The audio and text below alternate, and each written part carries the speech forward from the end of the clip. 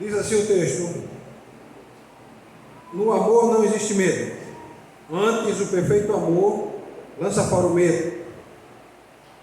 Ora, o medo produz tormento, logo aquele que teme não é aperfeiçoado no amor.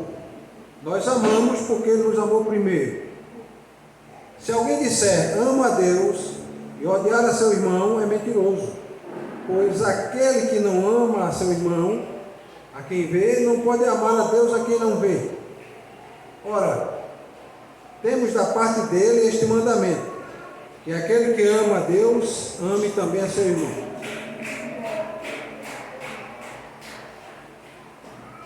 Fecha a porta aqui, por favor. Então, vamos orar, pedir para a Lela fazer essa oração para a gente começar a exposição do texto.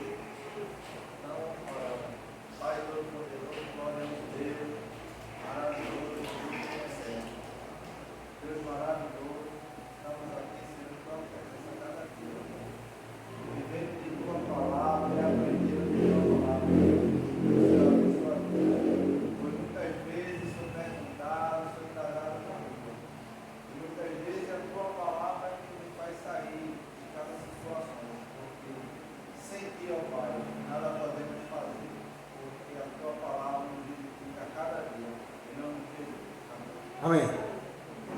Amém. O apóstolo João não vai continuar a sua reflexão sobre o amor. A gente começou o capítulo 4, do versículo 7, agora ele está terminando essa mensagem que é de todo o capítulo, de todo o versículo, aliás, de todo o capítulo 4, versículo 7 até o 21.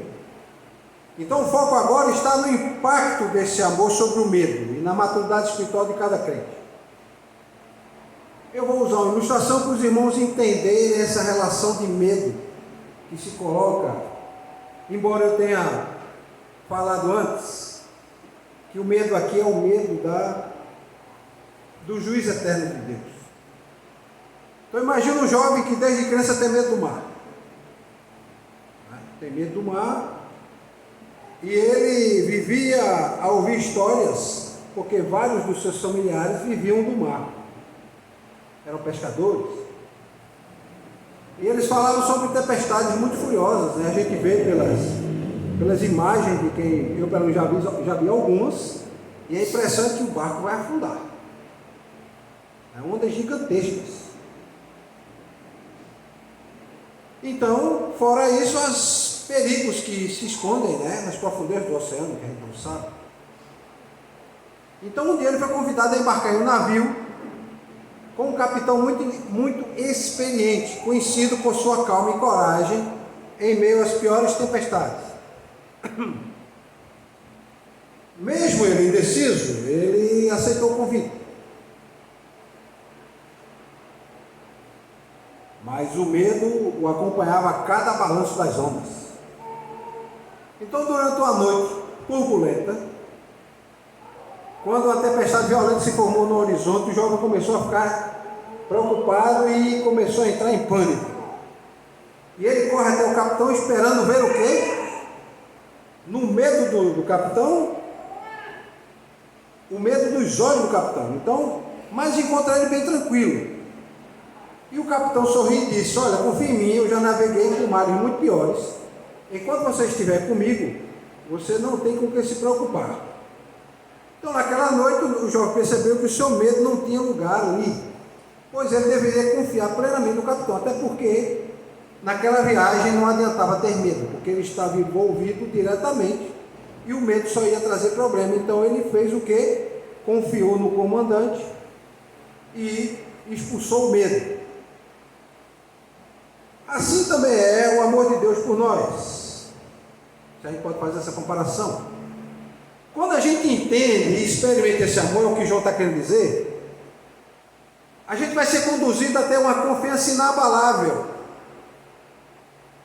Uma confiança inabalável, e que essa confiança vai eliminar o medo de um julgamento de Deus sobre a nossa vida. Quando a gente lê do versículo 18 até o 21, a gente vê João ensinar que o perfeito amor lança fora o medo. E a gente já ouviu várias vezes. As pessoas devem ter ouvido pregações, eu ouvi várias vezes. O amor lança fora o medo. O amor lança fora o medo. Se o amor lança fora o medo, então João está nos convidando a refletir sobre esse amor. E ele quer que a gente reflita não só em relação a Deus, mas em relação ao próximo. Então, para João, amar a Deus implica em amar nossos irmãos de fé. São pessoas que não fazem parte de dentro da nossa casa, mas que nós temos que considerar como família. E eles fazem parte da família de Deus. Todos são regenerados. Pelo menos é o que se espera. Embora a Bíblia assegure, através de Jesus Cristo, que o joio e o trigo estão juntos. E essa semana um irmão perguntou a mim qual é a diferença. Eu disse, olha, o joio e o trigo são idênticos. Você olha para os dois, as duas plantas são iguais. A diferença está que o trigo gera uma semente e o joio não gera semente. Você debulha o joio, não tem nada, só é palha. É seco. Já o trigo não, você debulha ele e sai semente de dentro dele. Então o cristão é conhecido pelo quê? Pela semente que ele produz. Pela sua vida de testemunho. Então João começa dizendo, no amor não há medo. Ao contrário, o perfeito amor expulsa o medo, porque o medo supõe o castigo. Aquele que tem medo não está aperfeiçoado no amor. O que João está declarando aqui, meus irmãos? Essa verdade de João é o seguinte: o verdadeiro amor, o amor de Deus, elimina o medo. Ou seja, o medo aqui é o medo do julgamento de Deus. É o temor de ser condenado ou castigado por causa dos pecados. Por que João está falando isso aqui? Sabe por quê? Porque, como eu falei semana passada, vou reforçar, os irmãos dessa época e desta igreja aqui que foi enviada essa carta, estavam vivendo perseguição. E na hora que eles confessavam, diziam assim, Jesus Cristo é Senhor, dependendo do lugar que ele falasse, eles podiam morrer na hora, ser morto na hora. Por quê? Porque o imperador romano dizia que só havia um Deus, e o Deus era ele mesmo, o próprio imperador. Então qualquer um que dissesse contra, dissesse que a outro Deus superior ao imperador, ele podia morrer. Isso ainda acontece hoje? Acontece. Principalmente em países de linha socialista e comunista, onde há um chefe soberano, e ele determina que ele seja adorado. E a religião cristã lá é proibida. E se você levar uma Bíblia, se for preso com uma Bíblia, com um versículo, uma folha de uma Bíblia, você vai ser morto. Temos países no mundo que funcionam assim. Então essa carta para esses irmãos desses países tem uma realidade muito forte. A gente aqui não vive essa realidade. Mas João também está querendo chamar a atenção de que cada crente ele tem que compreender o que é o amor de Deus. Porque se você não compreender o que é o amor de Deus, você não vai amar. E a gente vai ver por quê. Então, cada crente tem que compreender plenamente o amor de Deus e permanecer nesse amor, não porque ele tem uma obrigação, mas porque o amor de Deus, ao entrar na sua vida, vai impulsionar você a dar testemunho. É o amor de Deus que impulsiona o homem a dar testemunho. Então esse perfeito amor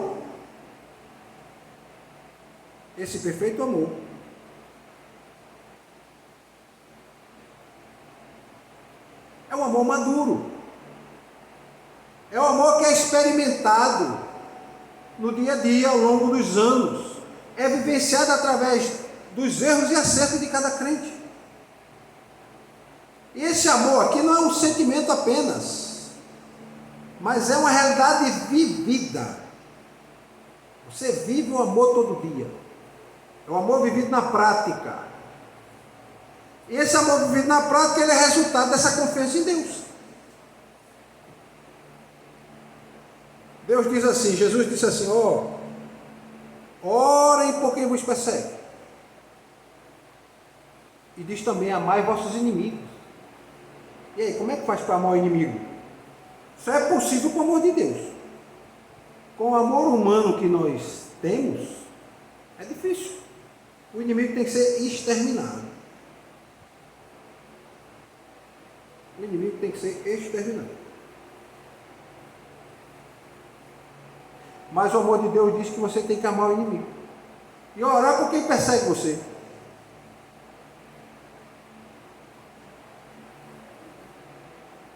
Então, João também ensina que esse medo está associado a o quê? A castigo.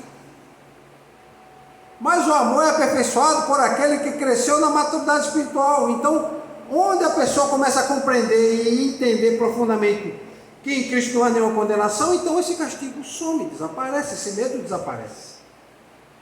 Nenhuma condenação há para os que estão em Cristo Jesus, é o que diz o que? Romanos 8:1. Então aqueles que vivem em medo e com medo desse castigo, desse juízo de Deus, não compreendem ou não compreenderam ou não aceitaram totalmente o amor de Deus. Por quê? Porque o amor de Deus não está aí para causar medo. Pelo contrário, trazer paz e confiança. Então, João, quando diz aqui, no amor não existe medo, antes o perfeito amor lança fora o medo, está dizendo o seguinte, que na hora em que você começa a vivenciar esse amor na sua vida, você vai começar a ter um relacionamento íntimo com Deus, você cada vez mais vai conhecer Ele, e em conhecendo cada vez mais, você vai ver na sua vida o reflexo desse amor, e o seu testemunho começa a mudar, a sua vida é outra. Se você olhar para a sua vida, há 1 ano, há 2, 5, 10, 20 anos, e ela não mudou muito, você tem que se preocupar. Ou se você acha que continua da mesma forma, você tem que se preocupar. Dá para identificar muitos cristãos assim? Dá, pelo testemunho. Tem cristão que não dá testemunho. Ele vem no domingo, leva a Bíblia, ora, canta no coral, prega, mas não dá testemunho. Você vê pelo testemunho que houve mudança.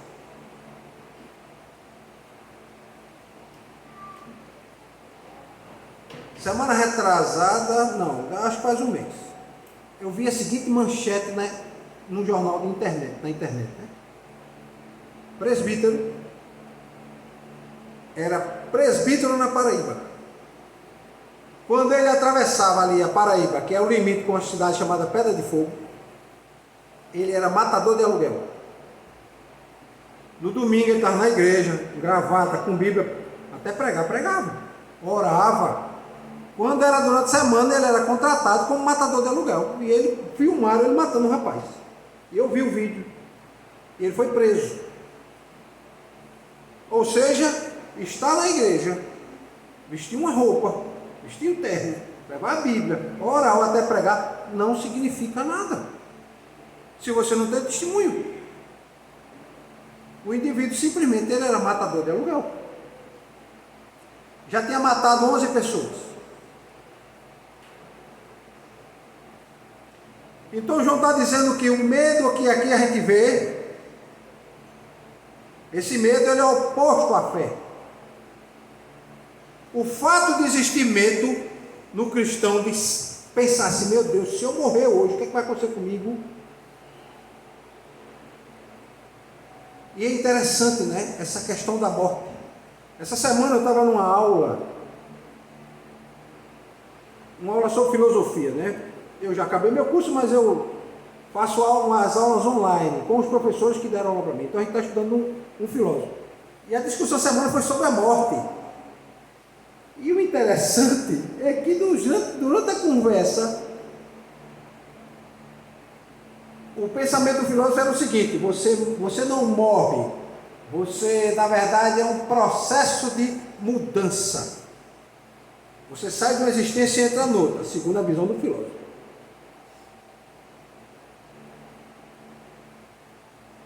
Então não há aquela situação de morreu, você acabou.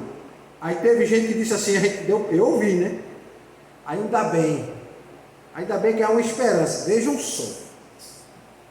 E muitos daqueles que estão lá questionam a religião cristã, né?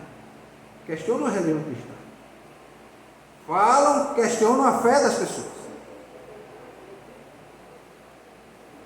E o que é que acontece? Você vê que no coração das pessoas há o quê? O medo da morte. É sobre isso que João está falando. Não temer a morte, porque a morte não é o fim. E também não temer o que vem depois da morte, que pode ser o julgamento. Que pode não, que será o julgamento. Se você tem o amor de Deus na sua vida, você não tem por que temer isso. Tem esse medo. Então, quem ainda vive com medo não alcançou essa maturidade, é o que João está chamando a atenção. Se ainda temos medo desse julgamento, ou desse castigo, vamos dizer assim, de Deus, a gente deve começar a buscar aprofundar o conhecimento maior sobre o amor de Deus. Mas as pessoas não buscam. Como é que eu provo que não buscam? Porque as pessoas não querem estudar a Bíblia. Como é que você vai conhecer a Deus se você não lê a palavra? Como é que você vai conhecer a palavra? Você vai conhecer alguém que diz assim: olha, o que você precisa conhecer de mim está escrito neste livro aqui. Aí se você não lê, como é que você vai conhecer? Se você não estuda, como você vai conhecer?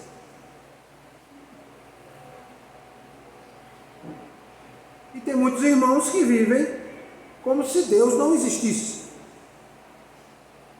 Não estudam a palavra, não oram, não meditam. E quando vão estudar, estudam errado. Aprendem errado e aí vão fazendo a coisa errada ao longo da vida.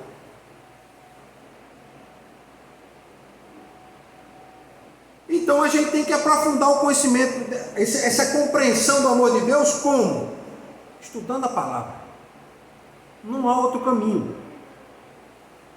Se você não lê, você tem uma fé superficial. Se você não estuda, você tem um conhecimento muito pequeno a respeito de quem é Deus. Hoje de manhã a gente estava estudando sobre o Provérbio, capítulo 24, no versículo 3, os dois versículos, 3 e 4. E o versículo, a síntese dele é o seguinte: para você ter sabedoria, você tem que ter conhecimento e inteligência. Sabedoria é identificar aquilo que é certo e que serve para a sua vida, que é bom, são princípios morais virtuosos.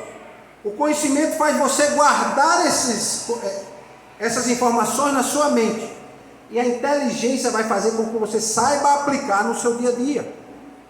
Mas como é que você vai ter sabedoria se você não estuda a palavra? Se você não busca vivenciar essa palavra, fica difícil. Como conhecer o amor de Deus se você não estuda a palavra? Se não tem outra forma? Por que você acha que João escreveu essa carta? Essa carta é a transmissão de conhecimento. E as pessoas pegavam essas cartas e liam em voz alta para todo mundo ouvir. E essas pessoas conversavam entre si, tentando entender o que essa carta estava querendo falar, se o autor não estava perto. Porque quando alguém manda uma carta, hoje é diferente, que a gente manda uma mensagem pelo WhatsApp ou manda um e-mail, mas antes era uma carta de papel. Nessa época não, nessa época ele escrevia um pergaminho, que era um curtido, um couro de ovelha, era curtido, eles escreviam, ou no papiro, que era um papel feito de planta, de uma planta que tem no Egito. Então eles cortavam as tiras, entramavam, viravam o papiro. Eles escreviam, e era muito caro. Por isso você vê que as cartas são pequenas. Eles mandavam, enviavam. Então o amor de Deus vai proporcionar o quê? Uma paz inabalável e uma segurança diante do juízo, além de produzir testemunho, que infelizmente a gente não vê muito hoje. Quando vai para o versículo 19, João está dizendo o seguinte: nós amamos porque Ele nos amou primeiro. Então esse versículo diz o seguinte: onde está a origem do amor de Deus? Aliás, onde está a origem do amor cristão? Está em Deus. Então o amor que os crentes têm não é uma criação da nossa cabeça, não é iniciativa de um homem, ele é uma resposta ao amor de Deus. O amor que nós temos um pelos outros, ou que deveríamos ter, só é possível porque Deus nos amou primeiro. E esse amor foi demonstrado como? Esse amor foi demonstrado pela encarnação de Jesus, pela sua vida, pelos ensinamentos, pelos exemplos, pelos milagres, pelo que Jesus falou, como ele viveu, como ele reagiu aos ataques. Até na cruz Jesus diz assim: Pai, perdoa-lhes porque eles não sabem o que estão fazendo. Isso é o ápice do amor, meu irmão. Isso é o ápice. Alguém que está ali sendo morto, sendo espancado, sendo torturado, e diz assim: não perdoa ele. Ele não sabe o que estão fazendo. Então João diz assim: ó, não, nós amamos, nós só conseguimos amar o outro porque ele nos amou primeiro. Então esse amor de Deus é o que para mim e é para você? É o modelo, é a fonte de todo amor verdadeiro. Agora, como é que eu vou saber como é o amor de Deus se eu não leio a palavra? Se eu não estudo? Se eu não medito? Se eu passo a semana no trabalho, chego em casa cansado, o máximo que eu consigo fazer é dar um amém na hora que estou dormindo, porque nem orar eu tenho mais força, porque estou cansado. Se eu não parar para estudar, se eu não fizer um esforço, eu não consigo. Você não precisa me responder, mas qual foi a última vez que você abriu sua Bíblia sem ser no domingo na igreja? Em casa, você sentar. Não, eu vou sentar, eu vou estudar esse texto aqui agora. E hoje está muito fácil, meu irmão. Porque com a internet, você bota um texto e diz: olha, tem alguma explicação para esse texto aqui? Aparece lá a explicação para você. Aparece um vídeo, aparece um texto para você ler. E aí você vai aprendendo. Você vai aprendendo a explicação. E eu digo sempre: olha, se você quer aprender sobre o texto, assista vários. Não assista um só não, porque tem gente ensinando coisa errada também. Você assistir vários, aí você vai ver. 2, 3, 4, daqui a pouco você vê. Não, a linha de pensamento é a mesma. Esse indivíduo aqui está ensinando errado. Eu vou descartar esse indivíduo aqui. Eu vou assistir o vídeo dele. Então esse amor de Deus é o modelo, e João insiste que nosso amor um pelos outros não pode ser desvinculado dessa realidade. Desse amor de Deus, seja o amor de Deus ao ponto de partida. O amor que os cristãos têm um pelos outros é uma resposta do amor de Deus. A nossa capacidade de amar, tanto a Deus quanto ao próximo, não está originada em nós mesmos. Não surgiu de dentro de nós mesmos. Mas é fruto desse amor de Deus. É fruto dessa habitação do Espírito Santo. Então, se Deus tomou a iniciativa de nos amar, esse é o verdadeiro amor, e o amor genuíno que a gente tem que expressar. Então eu tenho uma referência. Eu tenho uma referência. Por que uma referência, meu irmão? Imagina que você vai construir uma casa. E você tem lá na sua vizinhança as casas que caíram e as casas que ficaram em pé. Você vai tomar como referência quais? As que ficaram de pé, depois de uma tempestade, depois de uma inundação. Você vai tentar saber o que é que fizeram naquela casa, que fizeram com que ela permanecesse em pé. Então você vai na fonte daquilo que tem, da solidez, que tem fundamento. Então, o nosso amor não está independente de nada, ele não está solto. Não surgiu o amor no meu coração e eu tenho que amar, não.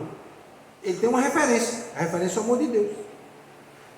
O nosso amor é a continuação, é um reflexo desse amor que Deus tem por nós. E por outro lado, o que é que acontece quando você começa a ter esse reflexo? Você começa a olhar para o amor de Deus, você começa a viver uma vida com humildade. Sabe por quê? Porque na hora que você reconhece que você ama porque Deus lhe amou primeiro, e você reconhece que o amor de Deus é referência, você vê que você nunca vai atingir aquele amor, aí você começa a ficar mais humilde, e começa a parar de se vangloriar achando que é bom demais. Ah, eu sou muito bom. Pastor, eu amo tanto que, olha, eu ajudo, eu faço cestas básicas, eu dou para as pessoas, eu dou alimento, eu compro remédio, eu ajudo as pessoas necessitadas, eu dou roupa, certo? Eu sou uma pessoa boa. Eu me orgulho da minha humildade. Tem gente que pode até dizer isso, né, irmão de João?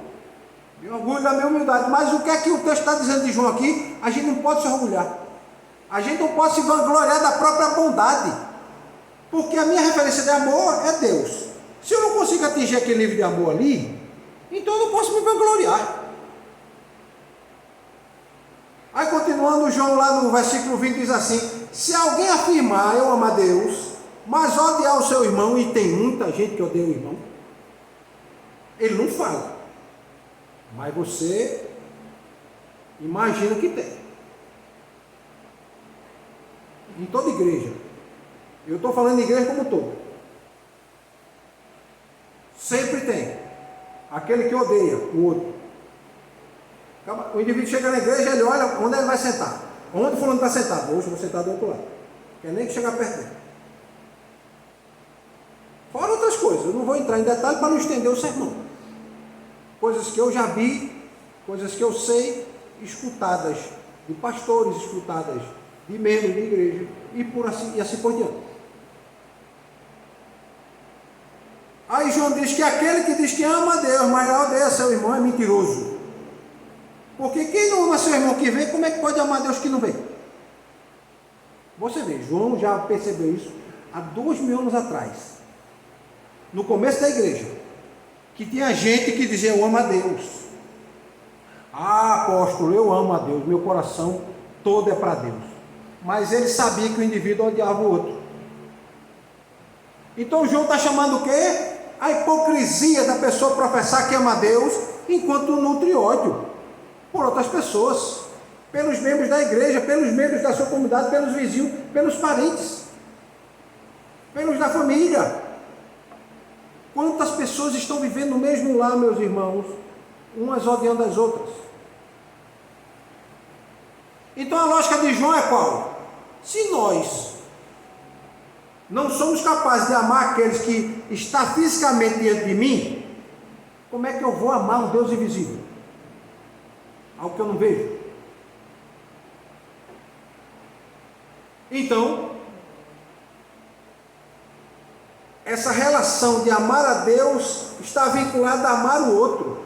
Porque quando eu amo o outro, eu começo a o quê? A ser reflexo daquele amor de Deus. Então eu estou demonstrando que eu amo a Deus, porque eu olho para Ele, vejo Ele como referência, digo: não, eu tenho que repetir isso na minha vida. E aí eu vou começar a refletir com quem? Com o outro. Então o amor de Deus e o amor ao próximo estão interligados. Não dá para separar. Não dá para separar. Ah, eu tenho muito amor, mas o meu amor todo é para Deus. E com relação ao outro eu não tenho amor nenhum. Não tem como existir isso na mesma pessoa. Ou ele é pleno amor ou ele não é. É isso que João está dizendo. Então João está enfatizando sobre essa prática do amor. Como é que eu sei que o outro ama o outro? Que um ama o outro? Pela prática. A prática é o quê? O testemunho. É aquilo que eu falei. Pelo testemunho você vai conhecer a pessoa. Às vezes a pessoa diz assim: pastor, mas não pode julgar. Ninguém está julgando não. Mas veja só, de uma fonte de água doce não sai água salgada. Se você bota a mão na água e bebe e você sente salgado, você diz: isso aqui é água do mar. Você sabe a fonte. Você sabe a origem. Se você vê o crente dando mau testemunho, o indivíduo não tem amor de Deus. O cara que durante o domingo, ou nas quartas-feiras no culto de oração, está lá de terno e gravata com a Bíblia, e durante os outros dias da semana ele é matador de aluguel, ele tem amor de Deus?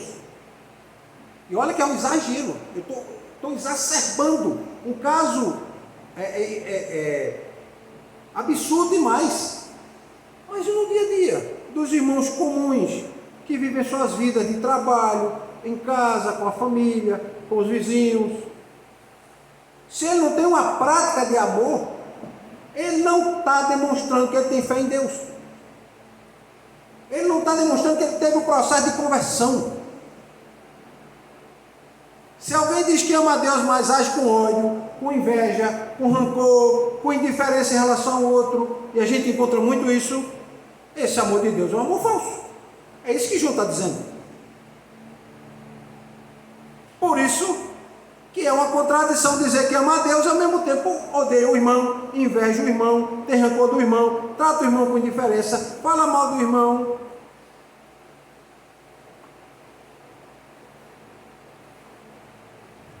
Então o amor de Deus, meus irmãos, e o amor ao próximo estão o quê? Inseparavelmente ligados. Não tem como separar. É por isso que a palavra de Deus é o que? Espada. De 2 gumes, de 2 fios. Ela corta na parte de cima e na parte de baixo. E vai fazer o quê? Vai lá no íntimo do indivíduo e diz assim: você age assim.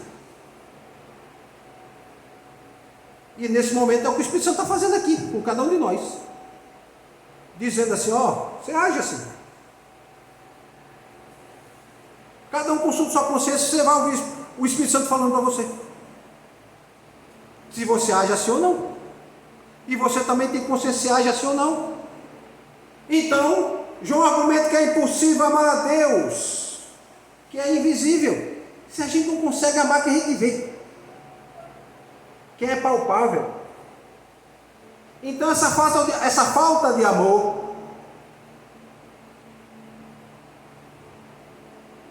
demonstra que nosso amor por Deus é incompleto, ou até mesmo falso. Eu já conheci umas figuras umas pessoas que diziam amar a Deus, mas olha, cuidado, que se caísse na língua dela, não ia sobrar pedaço sobre pedaço, pedra sobre pedra.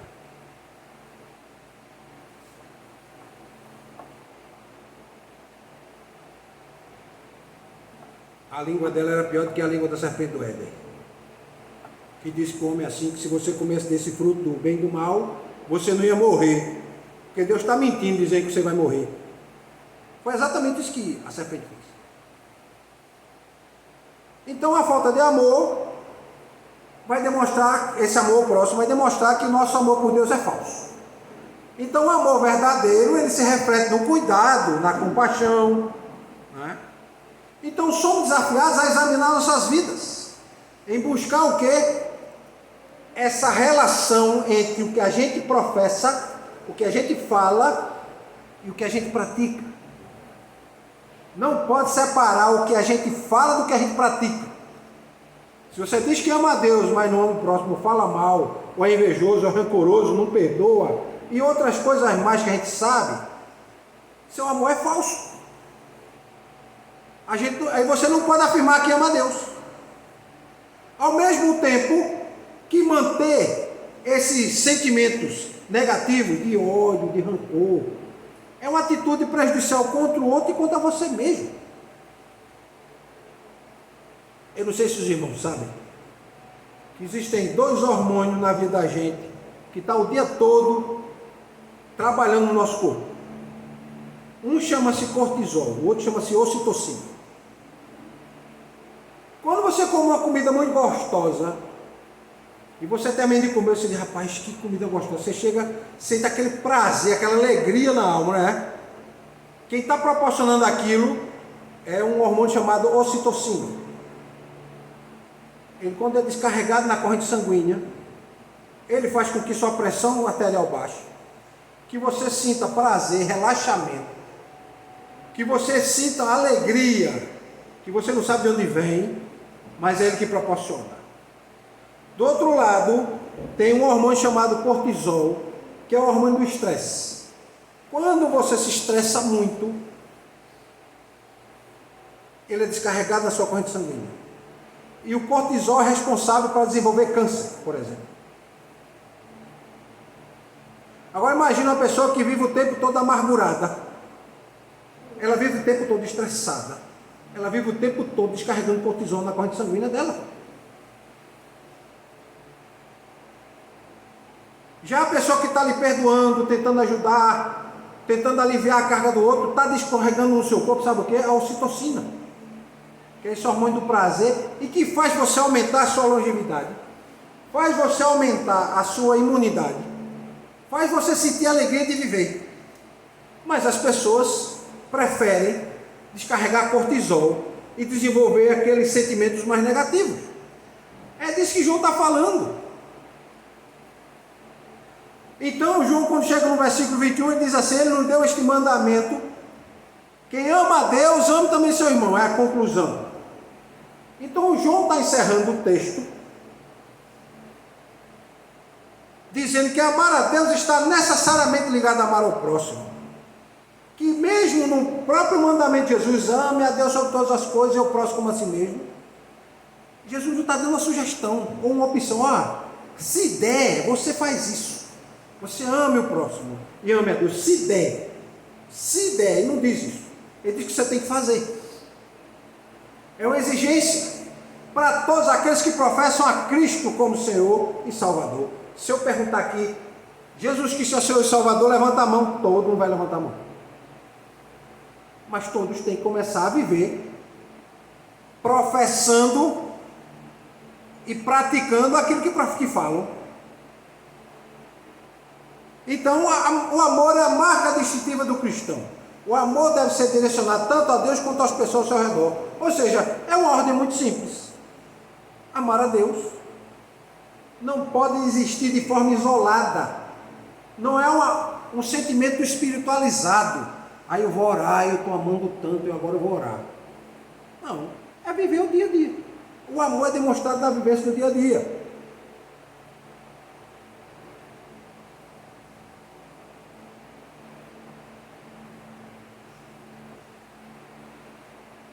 Então, meus irmãos, nós não temos opção, é o que João está querendo dizer. É uma ordem clara, direta, que define a nossa prática de fé cristã. Se você diz que ama a Deus, mas não ama o seu irmão, esqueça que você não ama o seu irmão. Você não ama porque você não ama a Deus. E ao mesmo tempo, se você também não ama a Deus, você também não vai amar seu irmão. São duas coisas que estão intimamente ligadas.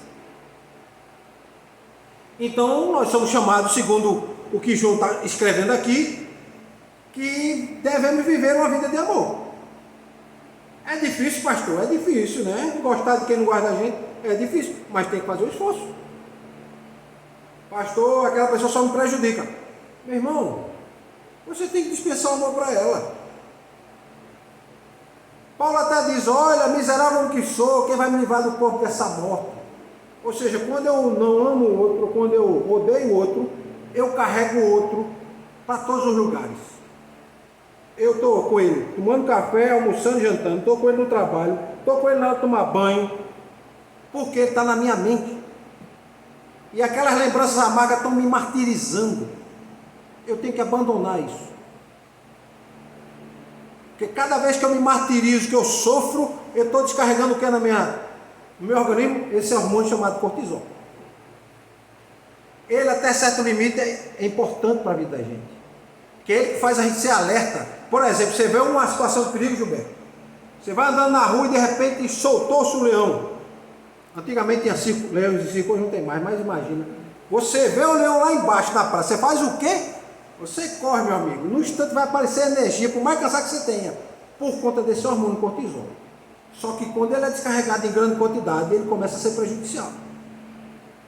Então, se você não ama a Deus, ou se você não ama o próximo, não ama a Deus, você está descarregando cortisol no seu corpo o tempo todo. De forma prejudicial. Então, a gente conclui, meus irmãos, com as seguintes lições que João quer nos dizer aqui. Primeiro, que nós temos que ter amor e confiança em Deus. O amor perfeito elimina o medo. O amor perfeito está em Deus. Basta você olhar, estudar a palavra, para saber que amor é esse. Como se comportar, como se portar, que forma de testemunho eu tenho que dar.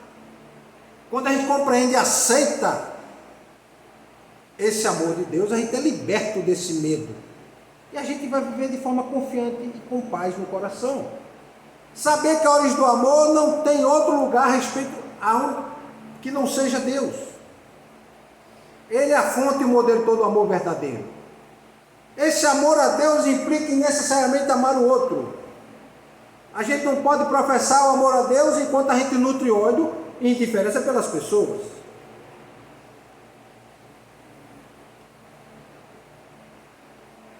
Eu lembro que eu estava em São Paulo, tinha uma igreja que eu frequentava, e um rapaz que eu conhecia, né, muito amigo, né? Aí tinha aquele momento de confraternização, todo mundo dá a mão, dá abraço e tal. Aí disse que chegou uma hora, foi estender a mão para uma pessoa que eu conhecia também, e disse que a pessoa estava de braço cruzado, e de braço cruzado continuou olhando para frente. Ele disse que se sentiu muito mal, né? Aí eu disse assim para ele, mas veja só, Quem tem que sentir mal é ela, não é você não. Porque você fez o que a Bíblia diz que é para fazer. Nós temos que manter comunhão com o outro. Se ela não quer, ela não tem o Cristo no coração dela. Porque pelo testemunho eu estou vendo que ela não tem. E olha que eu não estou julgando, eu estou falando pelo que eu estou vendo. Aí disse, é mesmo, né, Marco? Eu digo, é. Para que se preocupar? Olha, o que a gente tem que fazer é orar por essa pessoa. Dá pena de ver uma pessoa vindo para a igreja com uma situação dessa. Né? E olha que tem muito crente assim. Acha-se melhor que o outro. Ó, já tem Coríntio. O pessoal levava comida. Só quem come sou eu. O indivíduo vinha, não tinha o que comer. Era pobre. O pessoal não dividia com ele. Você imagina hoje, com a quantidade de bens que a gente tem, que a qualidade de vida que nós temos hoje é muito maior do que o que os irmãos viviam na Grécia, em Corinto, naquela época, de Paulo. E as pessoas fazem isso. Tem igrejas que você entra, ninguém fala com você. Você entra, senta e sai, e ninguém fala, ninguém dá uma boa noite. Eu falo que eu já vi. Tanto aqui como em São Paulo. As pessoas entravam na igreja e as pessoas não falam. E todo mundo sabe que aquela pessoa não é dali. Aí entra um estranho, a pessoa vai lá, tudo bem, como é que você está? Entrou na igreja, tudo bem, tudo bem. Pelo menos isso.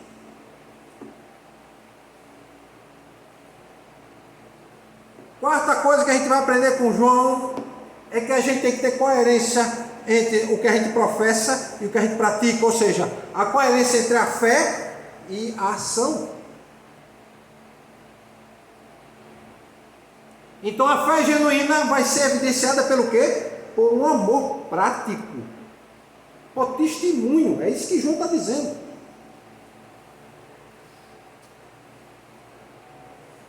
Esse testemunho que vai fazer com que as pessoas identifiquem você como um seguidor de Jesus. Não basta dizer eu sigo a Cristo, carregar uma Bíblia, vestir uma boa roupa, vindo no domingo na igreja. Só isso é muito pouco. Se você não tiver vida prática, não serve de nada.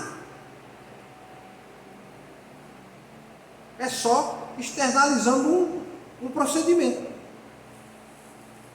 No dia a dia que a gente vê. É como aquele indivíduo que eu conheci, que dizia assim, durante a semana, eu faço negócio com as minhas regras. Se for para enganar os outros, se for para passar a perna, se for para levar vantagem, está valendo tudo. Não, domingo é dia do Senhor, aí no domingo eu sou crente. Mas durante a semana não. Na vida cristã não pode ser assim. É todos os dias da semana. Tem que ter uma linearidade, ou seja, você não pode chegar aqui, não, hoje eu sou crente, hoje eu não sou, agora eu sou, agora eu não sou. Não, é uma linha só. Ou você é ou você não é. Então João está dizendo aqui, você tem que ter coerência entre a sua fé e a sua ação.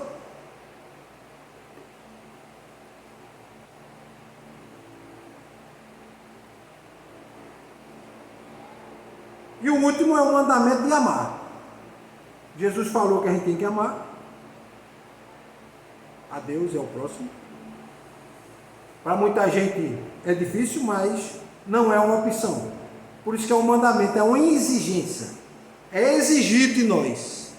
Nós somos obrigados a ter que fazer isso. Quando você manda, você diz assim, pronto, época do exército, né? Gilberto serviu o exército? Não? Serviço, cara, seu exército? Leve, serviu o exército? Você viu? Sabe como é que era, né? Quando o tenente chegava, o sargento ou o superior dizia, vai fazer tal coisa, você diz o quê? Sim, senhor. Você não questiona nada. É uma ordem, então você cumpre. Né? Quando a gente questionava, o que é que ele dizia? Não pondera, vai fazer. Exatamente. Então, o que é que a gente falava? Sim, senhor. E a gente ia fazer. Podia ser onde fosse. Se ele dissesse assim, olha, você agora vai ter que voltar na sua casa para pegar tal coisa. Sim, senhor. Se você tivesse chegar naquela hora vindo da sua casa. Nem que tivesse que andar 50 quilômetros, você voltava. Você estava autorizado por ele para fazer isso. Então, Jesus está dizendo, você tem que amar. E o que a gente tem que dizer para ele? Sim, senhor. Nem sem questionar. Então, essas lições de hoje, meus irmãos, É para você refletirem. Eu não estou aqui apontando dedo para ninguém. Eu estou só falando da palavra. A palavra é que se encarrega de falar com o coração de cada um, e a mente de cada um, e a consciência de cada um. Então a gente tem que sintetizar tudo da seguinte forma: o perfeito amor de Deus lança fora o medo, isso está no versículo 18. Nós somos chamados a amar o outro porque Deus nos amou primeiro. É a síntese do versículo 19. Nesse amor não pode ser apenas um sentimento espiritualizado. Ele deve ser concreto, ele tem que ser manifestado na vida prática. É isso que João está chamando a atenção no versículo 20. E no final, no versículo 21, ele está dizendo que amar a Deus implica necessariamente amar o outro. Então o amor de Deus nos transforma e nos conduz a uma vida de amor e serviço.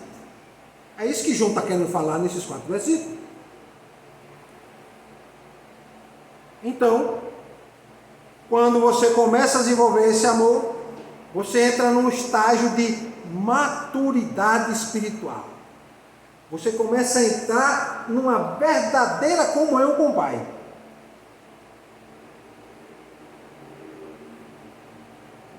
Então, amar a Deus, meus irmãos, em síntese, é viver em amor.